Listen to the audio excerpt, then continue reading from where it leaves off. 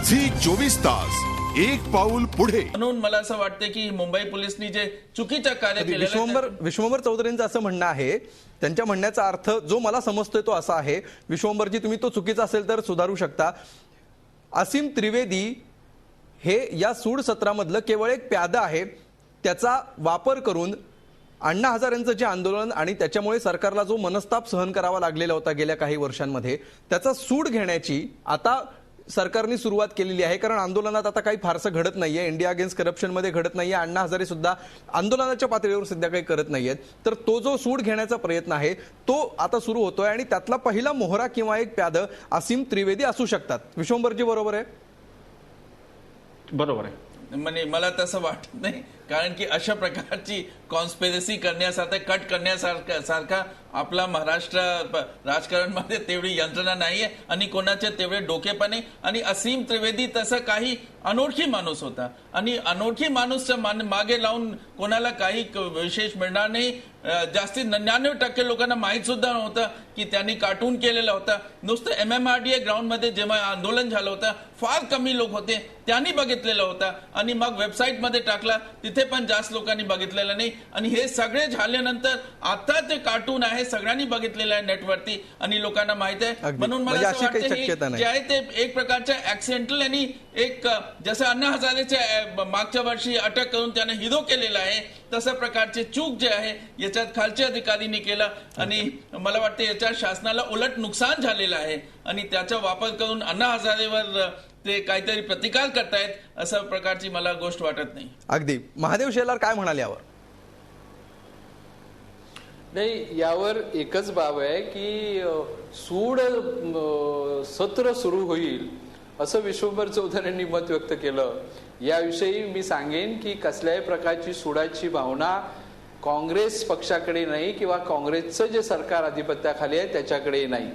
एक आहे की आपल्या भारतीय ज्या ज्या घटनेमध्ये मानचिन्ह आहेत, बोधचिन्ह आहेत, त्याचा अपमान मला असेल किंवा विश्वंभर चौधरी सारखे जे म्हणतात की या देशामध्ये पूर्णपणे भ्रष्टाचार, त्या सगळेच त्या मताचे असतात. परंतु अशा पद्धतीने जर तिरंग्याचा अपमान झाला किंवा आपल्या बोधचिन्हांचा अपमान झाला तर तो मला नाही वाटत क्षमासारखा आहे. परंतु एक आहे की ते देशद्रोहाचा आरोप लावणं हे कितपत योग्य आहे ते आता RR पाटील यांनी सांगितलेलं आहे आणि त्या बाबतीत पोलिसांनी अशी निग्रही भूमिका घेतली नाही. त्यांनी न्यायालयीन कस्टडी त्याला दिली आहे, पोलीस कस्टडीमध्ये घेतलं नाही. आणि मला एक YP सिंगाचं थोडंसं मला अभिनंदन करावं असं वाटतं बऱ्याच दिवसांनी की नेहमीच ते सरकार आणि पोलीस यंत्रणा याच्यावर टीका करतात, परंतु यावेळेला तर पार्शली पोलीस यंत्रणेत खरंच त्याच्या पोलीस यंत्रणेमध्ये देखील चांगले अधिकारी आहेत. हे पण ते अधिकारी म्हणून होते IPS आणि आपण असं म्हणतो नाही, पण त्यांनी पोलिसांचं कौतुक नाही केलंय. त्यांनी पोलिसांचं कौतुक केलेलंच नाहीये. पोलिसांची ही चूक आहे असं ते म्हणतात. कधीच करत नाहीत. म्हणून मला सांगायचं आहे की ज्याची खावी पोळी त्याची वाजवावी टाळी. याचा अर्थ स्वार्थाने किंवा लोभाने नव्हे, परंतु ज्या पद्धतीने आपण ज्या डिपार्टमेंटमध्ये सर्व्हिस करतो, ज्या ठिकाणी सेवा करतो त्या ठिकाणी आपण कुठेतरी कमी पडलो म्हणून सगळं डिपार्टमेंट खराब आहे अशा पद्धतीने वक्तव्य करणं हे पण योग्य नाही. मग ते डिपार्टमेंट सुधारण्याचा आपण किती प्रयत्न केलात, त्याच्यामध्ये चांगला आणण्याचा किती प्रयत्न केलात हे देखील आपण अंतर्मुख होऊन पाहिलं पाहिजे. हे या प्रसंगी मला वाटतं, कारण पोलीस हे देखील नागरिक आहेत, पोलीस हे देखील आपल्या कुटुंबातील आहेत आणि त्यांच्या पोलिसांच्या चुकांविषयी वायपींनी बोलू नये असं तुमचं म्हणणं आहे? ते अन्यायच करतात आणि पोलीस डिपार्टमेंटच खराब आहे. पोलिसांच्या चुकांविषयी आता YP बोलतायत, तसं त्यांनी बोलू नये असं तुम्हाला म्हणायचंय? ते त्या डिपार्टमेंट मधून आलेले आहेत म्हणून त्यांनी बोलायचं नाही, ते सरळ करायचं नाही म्हणून त्यांनी बोलायचं नाही असं नाही मी म्हणत आहे.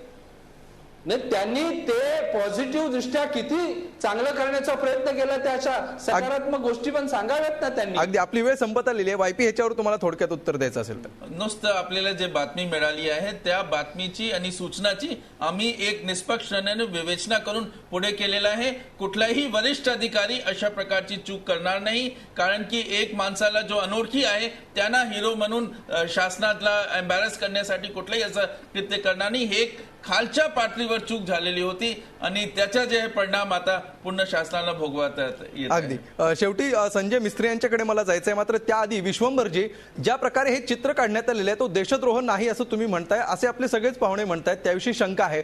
मात्र या चित्रावर तुम्हाला आक्षेप आहेत का आणि काय नेमकी शिक्षा व्हायला हवी असं तुम्हाला वाटतंय की तुम्ही त्यांना क्लीन चिट देताय त्रिवेदींना? नाही, मी क्लीन चिट अजिबात देत नाही. नोंदलेले तिथे सिंग साहेब बसलेले ते सांगतील राष्ट्रध्वज उलटा लावला किंवा अशा प्रकारचे गुन्हे नोंद झालेले आहे, हो. त्याला ती 124 लागू होत नाही एवढंच माझं म्हणणं आहे. बाकी जी काही शिक्षा असेल राष्ट्रीय सन्मानांचा अपमान करण्याबद्दल ती जरूर व्हावी त्रिवेदींना, त्याच्याबद्दल काही कोणाचं म्हणणं नाही.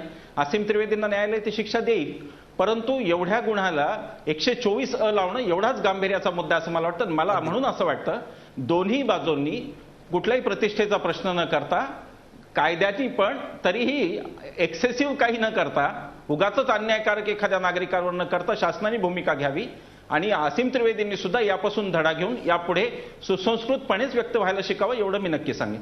अगदी. संजयजी, आपली वेळ संपत आलेली आहे. शेवटी तुम्ही काय सांगाल की व्यंगचित्राकडे बघण्याचा दृष्टिकोन आता बदलत चाललेला आहे, हे तर तुम्ही सांगितलं.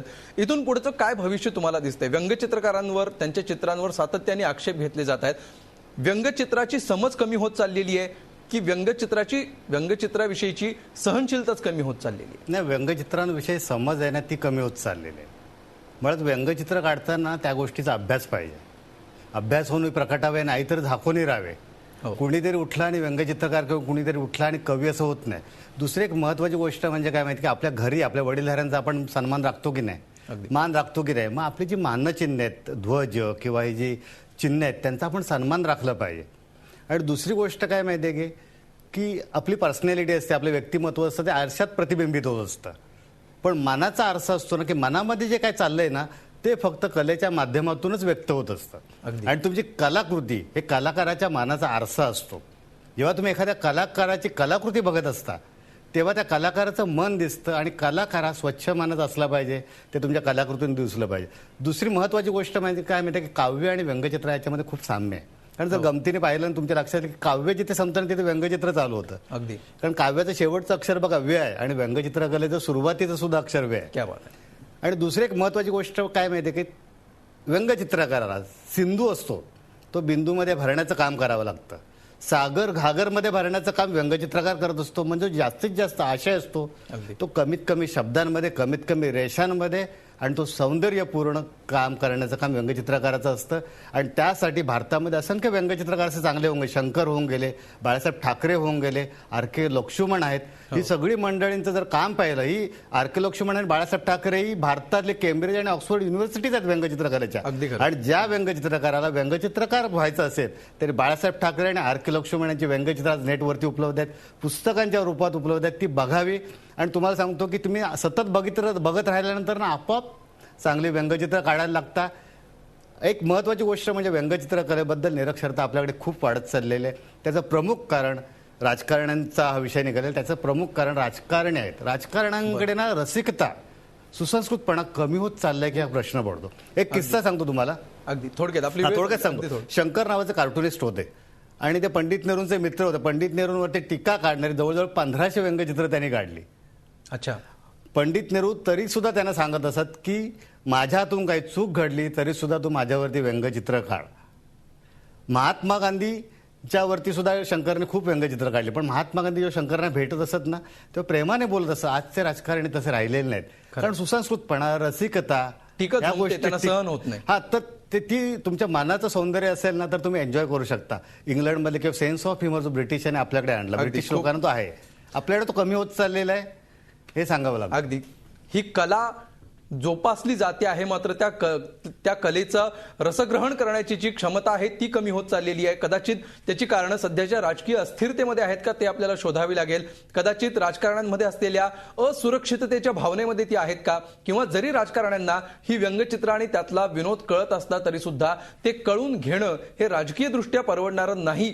त्याच्यामुळे त्याच्याविषयी अशा प्रकारच्या उग्र भावना येत आहेत का, हा मुद्दा एका बाजूला. आणि दुसऱ्या बाजूला व्यंगचित्रकारांचा दर्जा सुद्धा घसरत चाललेला आहे का, व्यंगचित्र म्हणजे काय हे आपण विसरत चाललेलो आहोत का. या दोन्ही पातळ्यांवर सध्या व्यंगचित्र सध्याच्या काळामध्ये तरी आपल्याला फिरताना बघायला मिळत आहे.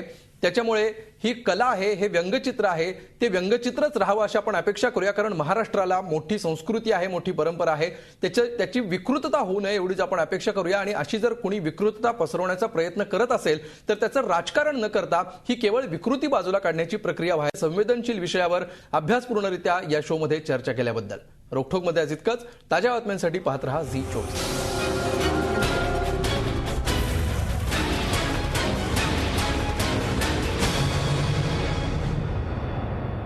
झी 24 तास, एक पाऊल पुढे.